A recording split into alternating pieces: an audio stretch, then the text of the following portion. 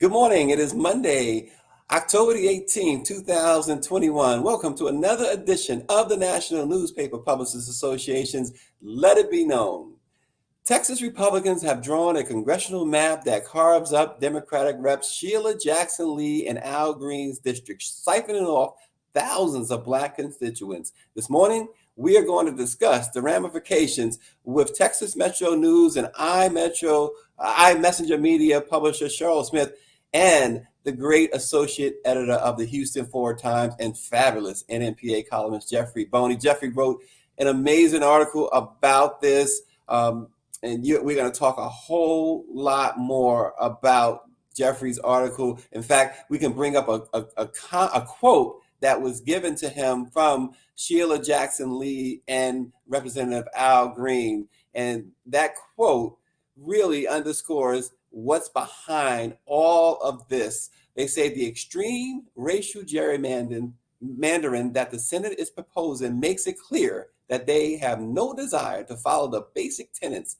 of map drawing by ensuring our maps illustrate one person, one vote, and do not discriminate. In this map, white voters are given all the powers. We're going to talk more about that, of course, with Jeffrey Boney and Cheryl Smith, both from Texas. But first, let's bring on the president and CEO of the National Newspaper Publishers Association, Dr. Benjamin F. Chavis Jr. Dr. Chavis, live from New York, as they say. Good morning. Yes, we're live from Times Square in New York. Stacey Brown and I are right here, literally on Broadway and 47th Street, getting ready to interview the outstanding, the phenomenal Otis Williams, the only living member of the Temptations. They're opening a great play on Broadway, Ain't Too Proud. And I just want to say on behalf of Karen Carter Richards, the chair of the National Newspaper Publishers Association, and all of our member publishers, the board of directors, and the 230 African-American owned newspapers and media companies across America. This is another week that the Lord have made, and I'm so glad we have Jeffrey Boney and Cheryl Smith on this morning to talk about Texas, because Texas is symptomatic of the rest of the United States. It's just not a Texas problem. It is a national problem where they triage, where they gentrify, where they deny, where they try to suppress the voting rights, suppress the living rights.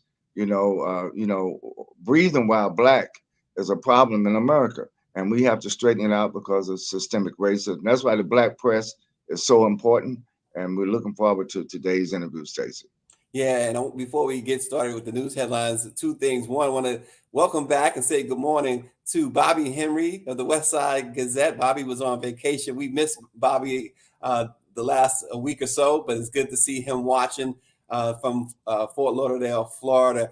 And this week, as Dr. Chavis has already alluded to, we are in the heart of the world, Times Square. We're going to be bringing you more this week from Ain't Too Proud, from Otis Williams, some great images. In fact, I'm so anxious for our audience to see some great pictures you, Dr. Chavis, have taken with the legendary Otis Williams. But let's get to the news headlines this morning. Poor and local income people accounted for more than a third of all voters overall in the 2020 presidential election, and their turnout was especially strong in tight battleground states, according to a study that the Poor People's Campaign, a national call for moral revival, released over the weekend. The study, titled Awaken the Sleeping Giant, Low-Income Voters and the 2020 Elections, also revealed that of the 168 million people who voted in 2020, 59 million, or 35%, were poor or low income, meaning they have an estimated annual income of less than $50,000. The 2020 presidential election saw the highest voter turnout in U.S. election history, including among low-income voters. Dr. Chavis, what does that say? Well, that says that the future of America is being changed from the super rich to the middle class and to the poor, to the working poor who want to not be poor no more.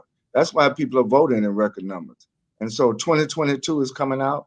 But look, there's an election in a few weeks in Georgia and other states around the country. We've got to get rid of these state legislatures at the state level, because as we clean house in the Congress, we also got to clean house in these state legislatures. And that's, I'm sure that Cheryl and Jeff are going to talk about the state of Texas. Texas is the epitome of what is wrong in terms of politics and trying to deny now even the congressional districts from Congresswoman Sheila Jackson Lee and Congresswoman Al Green. That's part of voter suppression. That's part of systemic racism. We got to call it for what it is. It is racism, racism, racism, and we got to challenge it. Absolutely. And also in the news this morning, jury selection begins this morning in the murder trial of 3 white Georgia men in the fatal shooting of Ahmaud Arbery, a 25-year-old Black man who was killed after being followed by a father and son in their pickup truck in February of 2020. Travis McMichael, who is 35 years old, and his father, Gregory McMichael, is 65. They are accused of killing Ahmaud Arbery, while a third man, William Bryan, who filmed the deadly shooting, also is charged with murder. So we'll be watching, of course, at the Black Press this closely, this trial. This is, another one of those situations like George Floyd, like Breonna Taylor, and so many others that should never have happened in the first place. Absolutely. Again, that's why voting is so important. So voting determines who the district attorney, voting determines who the judges are, voting determines whether or not mass incarceration continues. Voting determines whether or not police brutality continues. Voting is going to determine the quality of life in all of our communities, in Texas, in Georgia, in Florida, all over America. We got to have a record Black voter turnout this November, a record Black voter turnout next November, and you can rest assured the Black press is going to be on the front line, making sure that we get our people out to vote. Don't Dr. Chambers sound like he's back at the Million Man March, y'all? I want to welcome Jackie Hampton. Jackie, the Mississippi Link. We always love to see Jackie, one of the brighter faces of the NNPA, always with a smile. We love Jackie. And of course, our fabulous chair, the award-winning, the wonderful Karen Carter Richards. Welcome to our chair who's down at the Houston Forward Times. But I tell you what, I'm excited, Dr. Chambers. We love ourselves some Cheryl Smith. And I tell you, I have, as you know, I've sat with Michael Jackson. I've sat with Denzel Washington and so many others, but I've never been a big fan. I've been a big fan of our next guest, though, Jeffrey Boney. He is an amazing, amazing journalist. Still learning from him. We want to welcome both our fabulous publisher from the Metro News, Texas Metro News, Cheryl Smith, and the great Jeffrey Boney. Good morning to both of you. Good morning. Good morning. Good morning. Good morning. Good morning. And welcome. Listen, let's just jump into it. I know we are loaded for bear this morning because what is happening in Texas? They say everything big. Texas is about everything big. Well, big problems, really. And I want to jump right into it. Let me start with Jeff. I know it's usually ladies first, but Cheryl will understand. I want to start with that article Jeff wrote. Jeff, is it racism when it comes to the map that the Republicans have drawn that basically carves out Representative Sheila Jackson Lee and Al Green's their territory? Well, I mean, I truly believe it is definitely targeted. You have to understand that these two districts, one of them, the 9th district, was created because of the tremendous amount of growth and an increase in people of color, particularly African Americans in Texas at the time. And then, Barbara Jordan. I mean, you think about her being the first African American, particularly not only African American but female, to take on the role of a congressional leader, and for Sheila Jackson Lee to now hold that seat and to systematically pair the districts together. I mean, you have, this was intentionally done in the Senate map, and there is an update that I want to speak about a little bit later. But to answer your question, it definitely, I believe, is systemic racism and targeted, and a personal attack. Also, you have to keep in mind, Congressman Al Green was the first one to come forth with articles of impeachment against the former President Donald J. Trump, and of course, many of the Democrats co-signed with those sentiments later on. But Al Green was the absolute first who, drew up those articles of impeachment. So I think a lot of this is definitely targeted. Yeah, and one of our viewers, of course, one of our longtime viewers and favorite people, David Youngblood, says, yes, it is racism." Cheryl Smith, um, obviously, you have, like Jeffrey, your finger on the pulse of all things Texas. When you first saw this map and you first saw what was going on there, give me the reaction, not only from you personally, but the readers of Texas Metro News. Well, and good morning to everyone. Let me just first start by saying I would be out of touch if I said it wasn't unexpected. This is what you expect to happen. And so I was anxious all along as we were watching the polls. And that's why we have been pushing so hard for people to not sit home during the midterm elections, because it was clear for us to be surprised. We know the Republicans playbook. We know the Democrats, unfortunately, and the Democrats need to come up with a new playbook because they continue to expect the Republicans to do the right thing, and they're not going to. They are going to win at any means necessary, and that's why, when you look at Texas, people are really because they think we could have had a senator. We could have had an African American senator from So, lame actions of the Democratic Party. So people are really frustrated, but there are others there, the bases, in fact, folks in the vision behind me, they are not surprised because this is the same thing. This is what was expected. What is unfortunate is that even with the 2020 census, we know that was an undercount. And right. when you say 4 million came to Texas, we know that there are a lot more, but to know that they are disenfranchising uh, so many, it hasn't really hit home yet. I really don't think it has hit home yet to people. It takes a little time in Texas, no pun intended. Well, Jeffrey, with what Cheryl just said, I want you to talk about how the role of the media, because again, and full disclosure, everyone, Jeffrey is a politician himself, a polished politician. He is the Missouri City Councilman, and he's running for re-election as we speak, and he's headed to the polls this morning. Jeffrey, what role does the news media, and I asked that question, let me just set it up just a little bit here. There was an op-ed done over the weekend, and I can't recall the young lady's name who wrote the op-ed, but I thought she was spot on. She talked about the news media really going overboard in their attempts to so-called hold this current administration and Democrats accountable. But at the same time, she points out how that was absent the last 4 years, and how politics really become about the lawmaker and not about the constituents. I want your thoughts on the media's role in this as well. I think that the media, on all fronts, whether you consider yourself the mainstream media, which I believe that we need to stop saying that the Black press is not the mainstream media. We, and our voice should be taken serious, if not more than that of the so-called mainstream media. But I think it plays a huge role to point out how this impacts the constituents or people of the United States or Texas or the counties or local municipalities.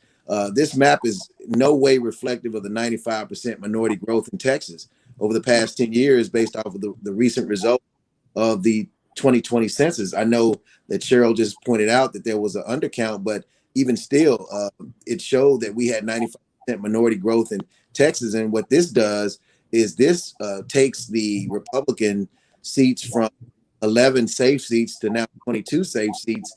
And it's really political. And you know that saying about the golden rule, he who has the gold makes the rules. And I think that we need to, as the media, start calling out how this negatively impacts the entire citizenry of Texas. It's illegal racial gerrymandering. It's clear.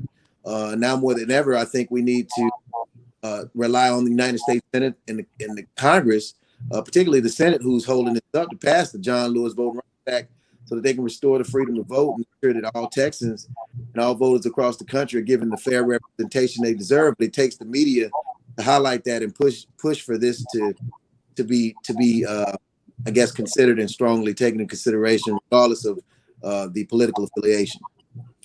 Yeah, Cheryl, in your view on the role of the media in this, I'd like to hear that as well.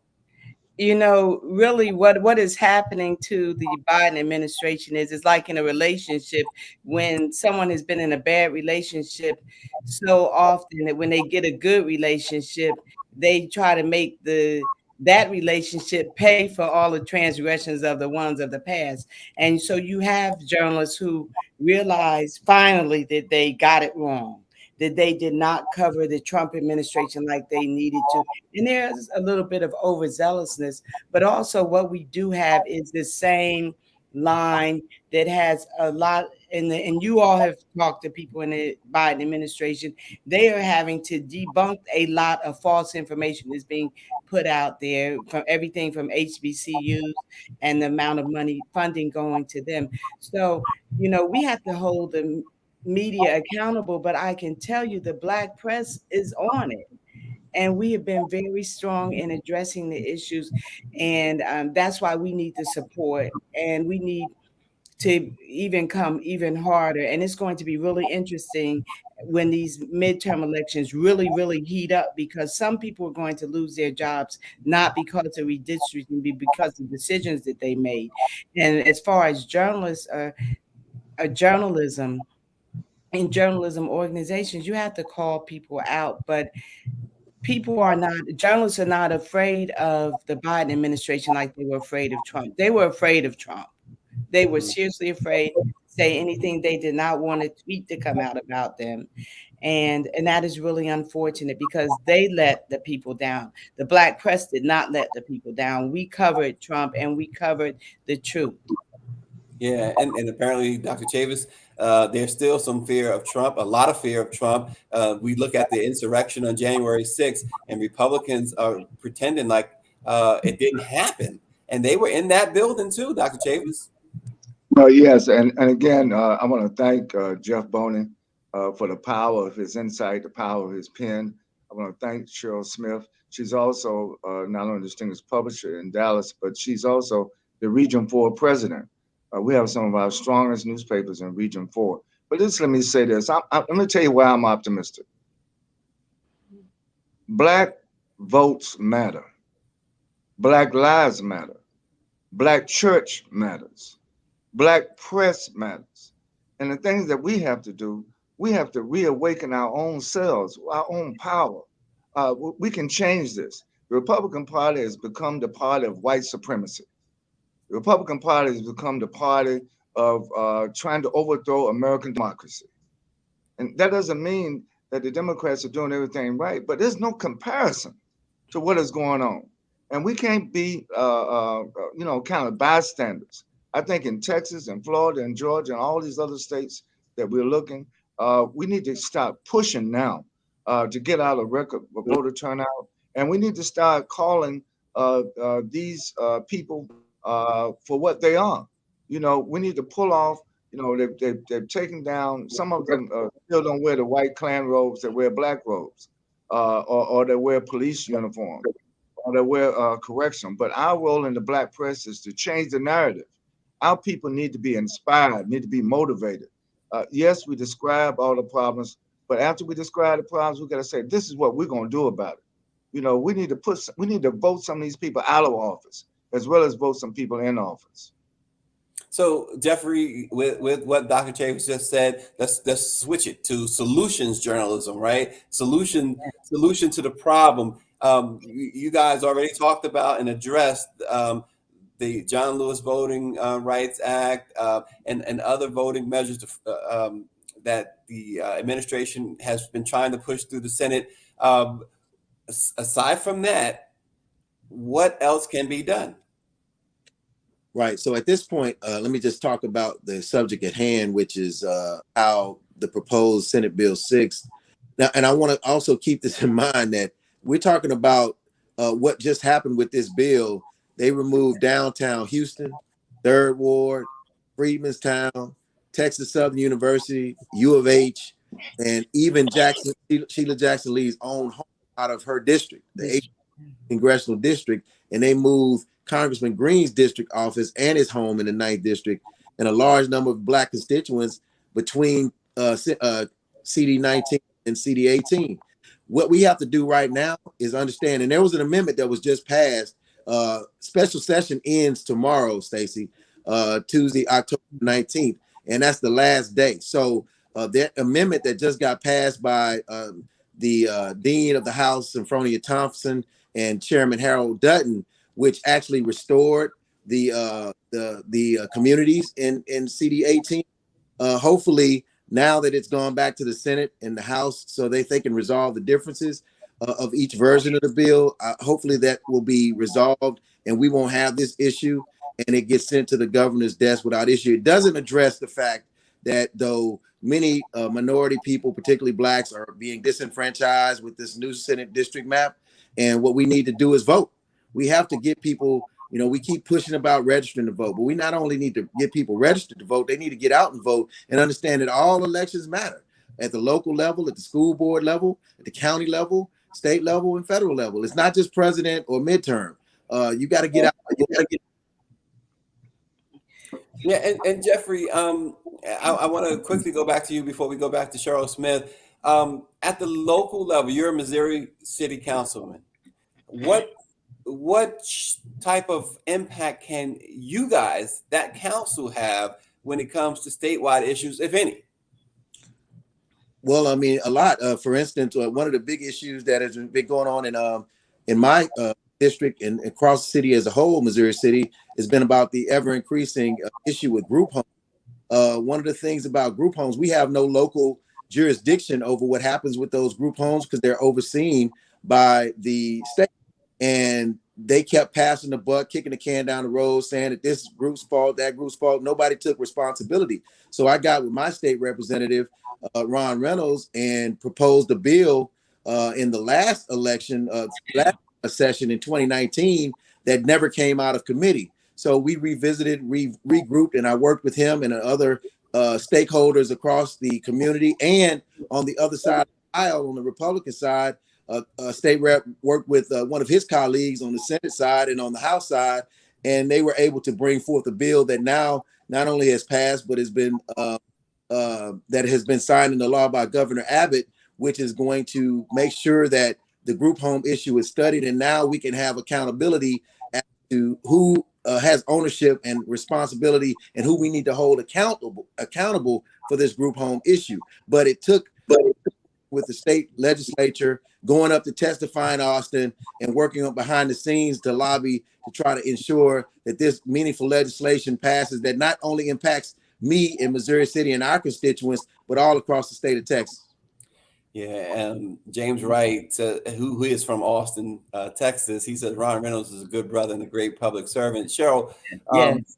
we talk about the Black press. We know how vital the Black press is, and as Jeffrey said, and I agree wholeheartedly. That's been my mantra too. We are mainstream media. We are the mainstream media. But now that we showed that map, and perhaps we can bring that map up again, because looking at that map, there is absolutely no way that a Democrat can win in the state of Texas based on that map. But what responsibility, what role can the Texas Metro News, the Houston Times, and Defender and other Texas-based newspapers and media companies have? Well, you know, like Dr. Chavis said, he feels optimistic. I felt optimistic in June when the NAACP and then our legislators got together in Houston to talk about how we could tackle many of the issues. The Black press has to be at the forefront. For myself, I've had to deal with elected officials who, because they are not on the ballot, they are not out there. And this calls for everyone to be out there. You can't sit home because you are not on the ballot. There was even one elected official who encouraged people not to make donations to their campaign because they said they weren't on the ballot. But still, you could be out there. If you had money, you could help fund some of the ads and some of the flyers or push cards or whatever. We have to get people out to vote. And people do not come out to vote like they do in a presidential election. They come out for the presidential election, and then they stay home, and then we have 2 years to deal with the fallout from that. Now, when you talk about, when you show those maps again, and you had the authors of the maps saying that the maps were drawn blind to race. Who believes that? And I think that's our saving grace for us. And State Senator Royce West has talked about that. We only have 2 Black senators in the state. And he talks about just how, when you look at what we have to do, Texas stays in court fighting. We stay in court fighting, and the press has to be on top of that. So I was optimistic because we're going to be working together, because we don't have all the resources. We are mainstream, but the other stream is getting the majority of the dollars so that they can fund, so that they can finance their revolution, if you will. We have to also deal with, we have a elected official then that if you write something negative about them, then they want to come after you. But guess what? We're fearless, and we're going to stay on top of it, because this is going to have a negative impact on us. This is going to have a negative impact on the Biden administration and what they are able to do, especially when you consider, look, if you even just look simply with voting matters, and Senator West talks about that, because when you look at the number of appointees to federal benches that the Biden administration has made in a short time compared to the number of African Americans who were appointed by Trump, you have to realize that voting matters, but we have to keep putting it in their face. We have to use our resources, and it's been a challenge, especially as we deal with all the other things that we're dealing with, like COVID, because we still are suffering disproportionately.